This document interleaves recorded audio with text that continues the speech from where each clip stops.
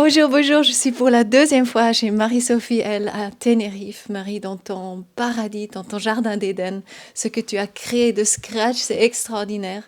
On est ici dans ta cuisine. La dernière fois, on a parlé justement voilà, comment tu as pu créer ce paradis. Et aujourd'hui, on parle un peu de la cuisine crue, de ton domaine. Et Marie-Sophie L, est-ce que tu veux m'expliquer un petit peu comment tu es arrivée là? À quel moment est-ce que tu as senti le besoin de te lancer corps et âme dans ce métier de la cuisine crue? Alors, merci déjà Coco de partager avec ton enthousiasme tellement lumineux et généreux, de partager toutes les initiatives comme ça qui brillent dans le monde et auxquelles tu as envie de rendre hommage. Et tu fais ça vraiment avec beaucoup de cœur et je suis reconnaissante pour ça. Alors, j'ai commencé en fait là j'ai fait un long jeûne après une agression. J'ai entamé un long jeûne, enfin un jeûne qui s'est prolongé. Et il a fallu que je sorte de l'ivresse de ce jeûne qui était fort long. Et à l'issue de ce jeûne, je n'ai eu envie de me nourrir que de produits bruts, végétaux, enfin d'origine végétale et crus. Donc plus de choses, plus de processed food, plus d'aliments transformés. Donc je n'ai pas du tout obéi à une théorie pour être plus blanche que blanche et plus pure que pure de manger cru parce que ça rend intelligent, ça fait rajeunir, ça allège le système digestif, etc. Toutes les raisons dont j'ai pris conscience après coup, et j'ai vu à quel point c'était chouette et powerful de manger cru, mais au départ c'était vraiment un appel du corps, du cœur, pour ne me nourrir que de choses, d'aliments végétaux et crus, puisque c'est tout ce qui passait Vivant. la barrière. Vivant, Parce que, ouais. voilà. Enfin, une alimentation vivante qui n'a pas été abîmée par la cuisson, en fait. Et voilà. Et après coup, j'ai découvert sur Internet qu'il y avait un mouvement qui s'appelait les crudivores. J'ai voulu tout de suite le mettre en équation d'une façon gourmande, parce que moi, je fréquente les chefs, j'ai la chance de goûter des vins depuis que j'ai 12 ans, de fréquenter les chefs depuis très jeune, et d'avoir je dirais pas les papilles absolues comme l'oreille absolue, mais une grande capacité à identifier les parfums, les saveurs, les arômes, les goûts. Et puis une gourmandise tellement importante pour moi, manger c'est très important pour moi. On fait l'amour souvent, mais manger c'est quand même 3 fois par jour. Voilà, donc on essaie de faire en sorte que ça se passe bien et de pouvoir en jouir. À tous les plans. Émotionnel, c'est-à-dire quand c'est bon. C'est pour ça que j'ai élevé la raw food, ou l'alimentation vivante, ou la cuisine au rang de gastronomie, parce que ce doit être, avec des recettes simples, une fête tous les jours. Et c'est très possible. Mes recettes ont très peu d'ingrédients, extrêmement rapides à faire, simples, mais, comme toute partition de musique, et comme l'hommage à la nature que sont mes recettes, eh bien, il y a le tempo exact, il y a voilà, c'est écrit comme une partition de musique. Donc là, pas de faute de goût, pas de faute d'accord, pas de fausses notes. Et là, on atteint le sublime. Parce qu'en fait, entre une bonne recette et une recette un peu copier-coller, mais etc., parce que la raw food et la cuisine, c'est un art tellement jeune qu'il souffre, non seulement il est fragile et il souffre de sa popularité grandissante, maintenant qu'on accorde les mérites de cette cuisine au plan de la vitalité, et si ce n'est de la santé. Je ne suis que naturopathe, donc je ne me permettrai jamais d'intervenir au plan de la santé, qui n'est pas mon domaine, mais de la vitalité certainement, puisque j'en expérimente les bienfaits depuis plus de 10 ans. Mais cet art très jeune souffre justement de sa popularité, du fait de l'engouement des gens, etc. Et il a été très vite récupéré, comme tout mouvement vertueux, il a été récupéré sur les réseaux, etc. Avant, je le prendrais vraiment, j'étais un peu triste de voir mes recettes copier-coller, dénaturées, démantelées, offertes aux plus offrants, réparties sur Instagram. Maintenant, je me dis que c'est une responsabilité d'être copié, et je l'assume pleinement avec une grande excitation et une grande joie, puisque je me dis que pour être bien copié, eh bien, je vais tout donner, c'est-à-dire que ma pédagogie est en train de se transformer merveilleusement.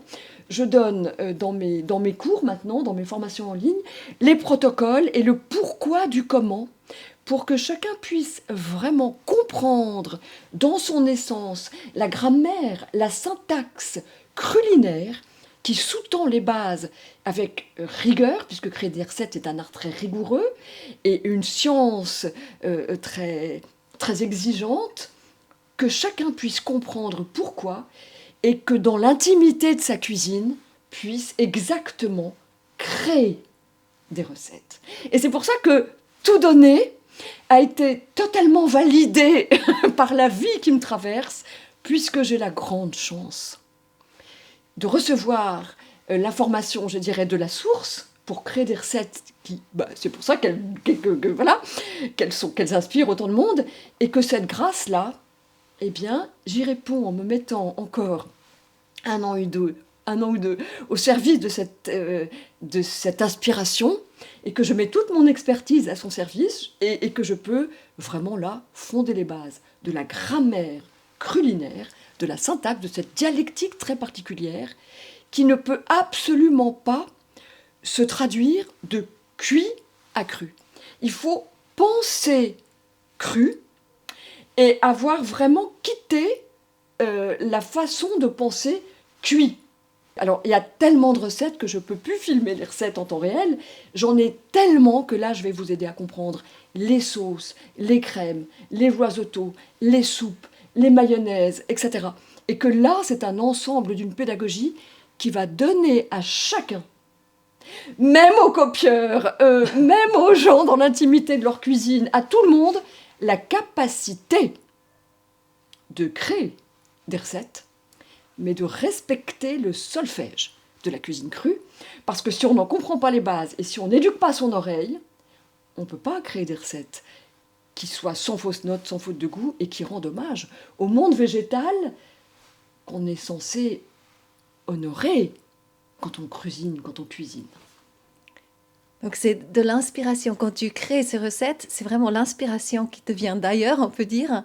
Et quelque part, tu es comme une chef d'orchestre parce que depuis le début, tu sens exactement les notes de chaque aliment, je m'imagine, et tu fais un magnifique morceau de musique.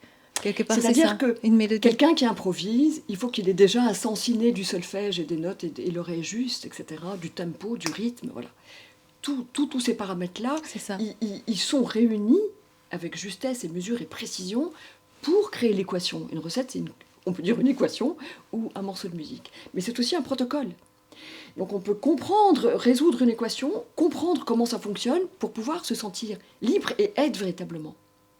Et ça, voilà. Donc en même temps, mon seul travail, je dirais, c'est de recevoir cette inspiration comme un trésor qui ne m'appartient pas totalement, qui ne m'appartient même pas du tout, mais de me laisser traverser. Et pour ça, c'est un grand apprentissage de solitude sur mon île, au bout de mon île, entourée de mes chiens, de mes chevaux et de tous ces oiseaux, ces insectes, encore des abeilles et ces légumes et ces fruits qui poussent en abondance pour servir et inspirer cette cuisine. Si l'inspiration ne m'appartient pas directement, il m'appartient d'être suffisamment reconnaissante et ouverte et attentive pour l'accueillir et la traduire en recette. En fait, c'est ça mon métier, c'est d'écouter et de transmettre. Et oui, c'est juste les meilleures conditions ici par rapport au calme et que cette inspiration puisse vraiment te venir avec toute cette inspiration déjà autour de toi. Donc c'est totalement compréhensible. Maintenant, tu offres justement des cours, tu fais des formations online, aussi en live maintenant à Paris. Raconte peut-être comment on peut... parce que le ressenti que tu as, je veux dire, quelque part, c'est justement ces grands chefs, c'est tout un art. Mais une femme de ménage ou femme au foyer, comment... Mais justement, quand j'étais femme au foyer, je ne me suis inspirée que des recettes de grands chefs. En fait, quelle est la différence entre une recette de grand chef et une recette copier-coller, bricolée, dénaturée, mal comprise, recensée dans les bouquins? Eh bien, c'est simplement... Ce sont les mêmes ingrédients, en fait. Donc, ce n'est pas plus compliqué, les recettes de grands chefs. je me considère pas comme un grand chef, mais disons que en fait, s'inspirer de ce qu'il y a de plus élevé, c'est simple pour cuisiner, puis ça évite de gâcher des ingrédients, puisque les ingrédients qui sont engagés dans ma cuisine végétale et crue, ils sont assez chers quand même. Il n'y a plus de lait, de farine, d'œufs, de sucre, qui sont des produits de grande industrialisation. Dans mes mises en équation, dans mes recettes, je leur préfère les graines oléagineuses, les noix, le sucre de fleurs de coco. Enfin, ce sont des ingrédients qui sont plus chers. Maintenant, ils sont infiniment plus riches et ils sont des calories pleines de nutriments, d'oligo-éléments, de micronutriments, d'enzymes, de vitamines extrêmement précieux. Donc ça vaut le coup de manger moins et de qualité plutôt que de se goinfrer. Donc on se goinfre et on est des surnourris malnutris. C'est ça que je voulais dire. Alors qu'avec ma raw food, la gastronomie telle que je vous la présente, il y a une sensation de satiété, c'est délicieux. Et donc si la volupté, c'est le point de fusion entre la matière et l'esprit, j'ai vraiment l'impression avec ma raw food et mes propositions gastronomiques, simples et faciles, hein, ça ne demande pas plus de temps que les autres recettes, eh bien, c'est de vraiment procurer un plaisir et de rétablir ce lien entre l'abondance de la nature et notre fonctionnement. Et ça, c'est génial. En fait, la différence entre une recette de grand chef, entre Mozart et du bruit, ce sont les 7 mêmes notes de musique. Mozart n'a pas inventé des notes de musique en plus. Il a utilisé les 7, avec tous les octaves, etc., que nous avions tous à notre disposition pour faire du bruit ou pour faire quelque chose de merveilleux. Et c'est en écoutant de la grande musique qu'on peut aussi composer de la musique qui procède d'une harmonie et d'une... voilà, quelque chose qui réjouisse et qui met tout le monde d'accord. Parce que ce que je vois avec mes recettes, c'est que elles mettent tout le monde d'accord. Et quels que soient les itinéraires ou les itinérances par lesquelles les gens sont passés avant, c'est comme nous, quand on est femme, on a eu des mauvais amants, ça nous a fait apprécier les bons, quelque part. Mais je veux dire, quand ils arrivent à mes formations, ils disent « Ah, d'accord, ah ouais. Ah oui, j'arrive à convaincre des gens qui n'aiment pas tellement le citron parce que la tarte au citron est géniale. J'arrive à convaincre mes enfants, j'arrive à convaincre ma femme ou mon mari, etc. J'arrive à convaincre mes proches. Là, je suis très heureuse. Donc je suis très heureuse de recevoir toute cette reconnaissance parce que le corps, il est reconnaissant. Moi, j'ai l'impression que c'est comme une nouvelle ère aussi. C'est vrai, je veux dire, aujourd'hui, dans beaucoup de restaurants, surtout chez nous, un peu moins ici à Tenerife, mais chez nous, il y a quand même de plus en plus de repas véganes. Est-ce que tu veux aussi dire... Vegan, oui. Et aussi bio, peut-être tu veux aussi dire un mot par rapport à justement tout ce qui est bio ou comme ça. Pourquoi bio et pourquoi... Pourquoi bio ? Le fait de manger bio, c'est-à-dire qu'on vote pour... Quand on achète un aliment, on vote, en fait, pour tout le système de production qui est derrière. Abusif, pas abusif, l'industrialisation, les maraîchers bio. Donc on va voter pour un système. Il s'agit aussi de ne faire rentrer dans notre bouche et dans notre organisme que des aliments de qualité qu'on a choisis. Parce que comme disait ma professeure de nutrition à San Francisco, si vous n'avez pas les moyens d'être malade ou fatigué, investissez sur votre santé ou sur votre alimentation. C'est un peu violent comme phrase, mais en même temps, on a l'ambition chacun de faire des caca bio, mais aussi de voter pour un système de production qui est valeureux et qui est vertueux. Oui. Et à chaque fois qu'on a quelque chose qui n'est pas bio, Et puis en fait, ce qui est pas bio, par exemple, si on achète quelque chose comme ça a déjà été acheté. Donc en fait, on commande ce qui doit être racheté pour de nouveau remplir les régals. Tu vois ? C'est-à-dire que l'agroalimentaire, l'industrie agroalimentaire, c'est un échange. Elle ne produit finalement que ce qu'on achète. Si on achète, eh bien, c'est nous qui avons demandé des plats au micro-ondes avec des couleurs appétantes. On les a forcés à mettre des colorants quand même. On a voulu que ce soit bien packagé. Voilà. On a voulu que ça se garde longtemps parce qu'on ne va pas aller faire les courses tous les 3 jours. hein. Donc ils ont mis des conservateurs. On a voulu que ce soit plein de vitamines et des trucs. Ils ont rajouté des vitamines. Je veux dire, nous sommes complices d'une certaine façon, parce que si on voulait boycotter ça, on pourrait. Ben, c'est toujours le même principe. Nous avons beaucoup plus de pouvoir que nous en avons, et nous ne sommes pas nourris par l'agroalimentaire à la cuillère. Nous ne sommes pas des bébés. Nous choisissons ce que nous décidons d'ingérer. Et on ne peut pas dire que l'agroalimentaire est responsable de nous dire ce qu'on doit manger. C'est là que nous devons reprendre notre souveraineté. Ouais, c'est ça. Et qu'il y a quelque chose de l'ordre de papa pain, maman lait. Moi, le gluten, les céréales et les produits laitiers, éventuellement de chèvre, enfin, en tout cas de vache, ne sont pas... Ce sont des industries lourdes qui ont été totalement dégénérées. Le pain avant était superbe. Le gluten n'était pas un problème. Et avec une miche de pain, un travailleur pouvait travailler une journée avec une miche de pain. Là, il faudrait 50 000 baguettes pour nourrir un travailleur. Parce que le pain est dégénéré, parce que la production en amont, l'industrialisation de la production de céréales a complètement tout foutu par terre. Et là, donc il est très difficile maintenant de trouver de bons produits. Donc ça vaut le coup de d'accorder sa confiance dans le bio. Maintenant, tu vas me dire, ouais, mais quand c'est bio, si ça se trouve, c'est pas bio et on n'est pas sûr que ce soit vraiment bio. Ben, à ce moment-là, si vous sont des certitudes que nous voulons, achetons chimique, on est sûr que ce sera chimique. Parce qu'une pomme, à l'origine, une pomme bio, c'était une pomme normale. C'est depuis 60 ans que c'est plus bio. Donc on devrait dire des pommes, c'est des pommes, et les autres, des pommes chimiques. Et ce qui est ou une grande invitation aussi, c'est que tout le monde aille directement chez les agriculteurs, dans les magasins des agriculteurs. Ça.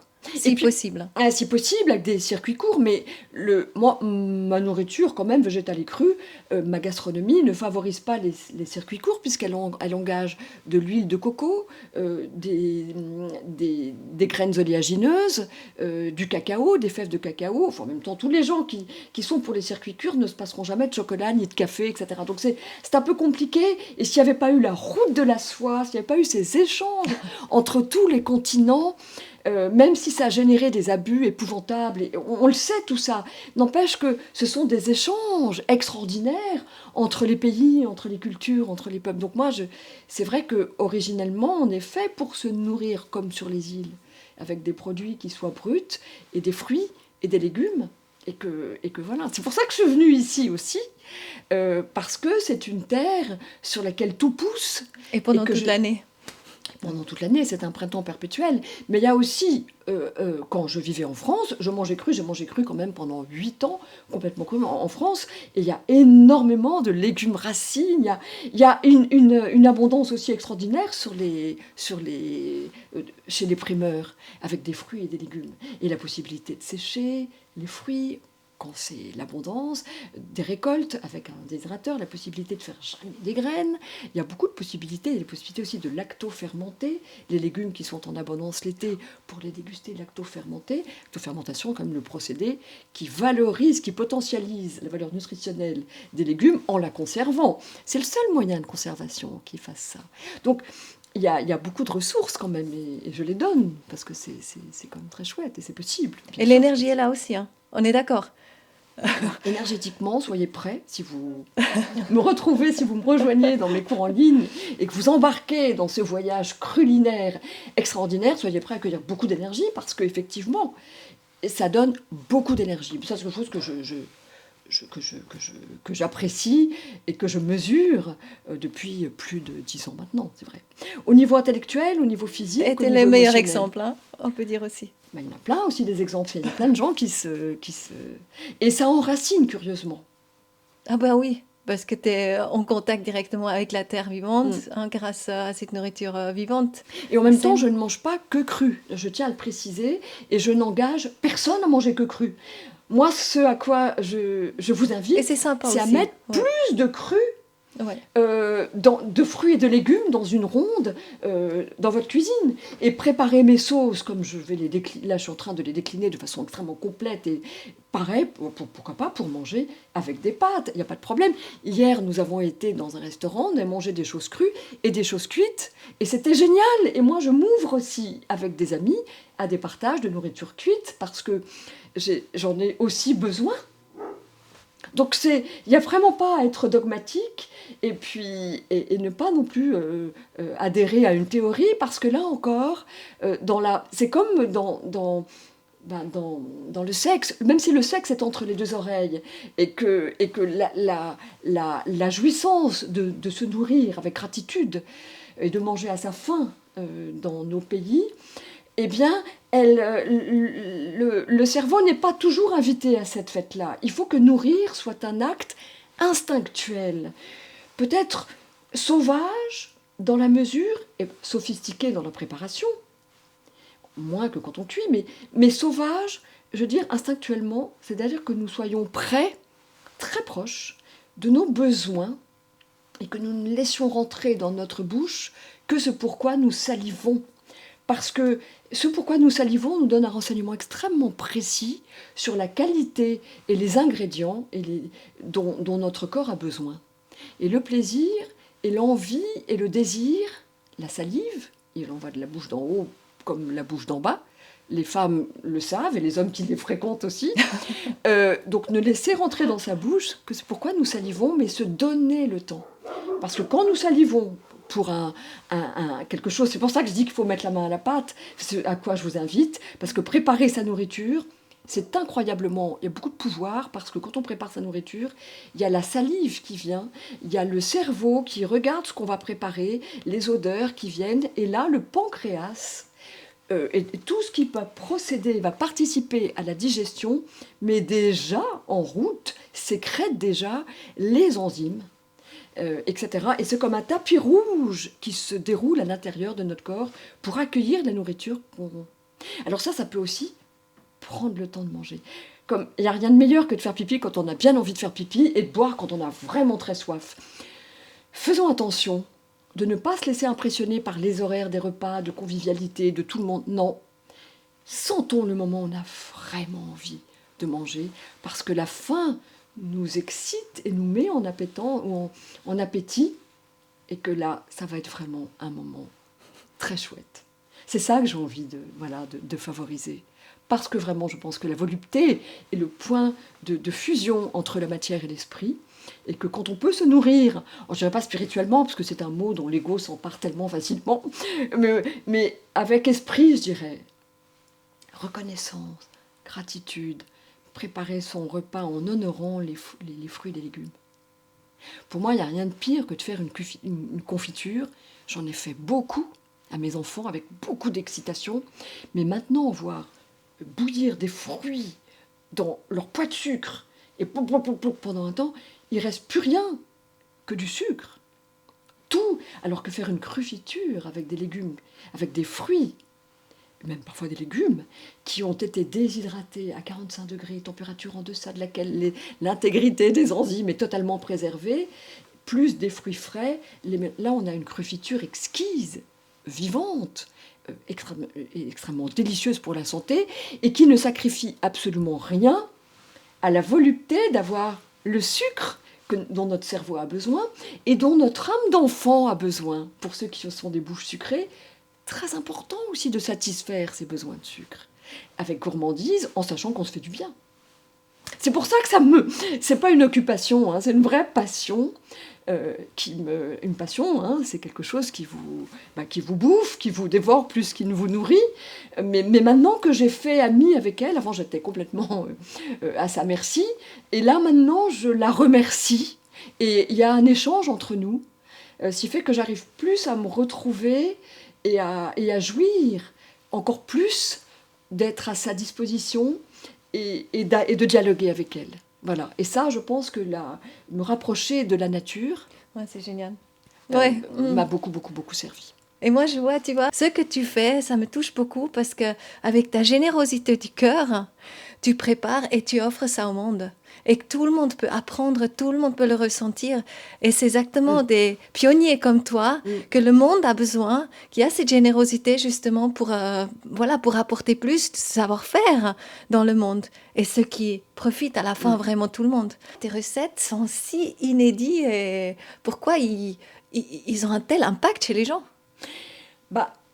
En fait, je pense que j'ai tellement une expérience qui est très diversifiée. D'abord, je capte, j'ai beaucoup de chance d'être traversée par cette inspiration, je suis à sa disposition. J'ai une grande expérience de créer des recettes. J'ai travaillé dans le milieu de la restauration. J'ai créé une carte l'instant cru à l'époque à l'Alcazar. Et voilà. Donc je sais comment fonctionne une cuisine, une batterie de cuisine. Je sais aussi créer des recettes pour l'agroalimentaire. Ma bonne foi, alors j'avais raison trop tôt, c'est ça qui est génial. Ma bonne foi, bon, j'ai reçu le prix de l'innovation de l'agroalimentaire en 2018 ou 2019. Maintenant, tout le monde fait, etc., selon les protocoles que j'ai initiés. C'est très chouette et c'est très bien. J'ai aussi travaillé, je donne des cours chez Ferrandi dans une école de gastronomie, la plus grande école de gastronomie en France. Donc j'ai donné des conférences un peu dans le monde entier. Donc j'ai vraiment une expérience extrêmement diversifiée. J'étais dans des écoles de cuisine dans lesquelles j'ai enseigné après. Voilà, donc cette expérience-là, elle est assez unique et je rends grâce d'avoir toutes ces aides et d'avoir été dans une configuration de vie qui m'a permis de déployer mon expertise vraiment en ayant l'occasion de vivre des expériences aussi congruentes pour me permettre de créer des recettes, quoi. Ben, merci pour tout, pour tout. Je l'adore tellement. Je l'adore tellement. C'est vraiment un tel bonheur. C'est tellement agréable d'être interviewée par Coco parce qu'elle nous regarde avec tellement d'amour et de bienveillance qu'on se déploie du coup. Merci de me donner cet espace pour que je me déploie, Coco. Et que je déploie cette cuisine qui me plaît tellement. Merci. Merci, merci. On se roule une pelle maintenant? C'est drôle comment tu amènes ça. C'est trop chou.